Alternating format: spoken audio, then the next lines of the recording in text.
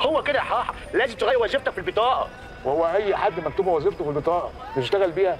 لا يا حاحه، اصل انت وظيفتك الجديده مسؤوليه. طب افرض مثلا الله لا يقضي اتقفشت في لجنه، لما تطلع البطاقه ويلاقوا فيها ناشط سياسي هتبقى المعامله جميله. والله ما عارف ناشط سياسي يعني ايه، بس يعني حلوه دي. انا برضه مش فاهمها، بس يعني بيقولوا حلوه. طب اعمل ايه بقى؟ في الحاله دي بقى يا حاحه لازم تروح السجن المدني. الله يخرب بيتك، اسمه السجل المدني يالا. ما انت عارف يا حاحه ان انا الدغ قلتك في كل الحروف. قلت لي بقى انت عايز تغير مهنتك من صايع لناشط سياسي؟ ايوه، ناشط سياسي ناشط سياسي ناشط سياسي. للاسف مفيش وظيفه باسم ناشط سياسي. مفيش وظيفه باسم ناشط سياسي. طب في ناشط جنسي؟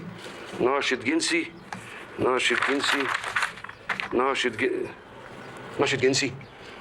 مفيش وظيفه بالاسم ده. بس قول لي يا عم، انت جاي سجل مدني ولا جاي اجزخانه؟ مفيش اي ناشط عندك؟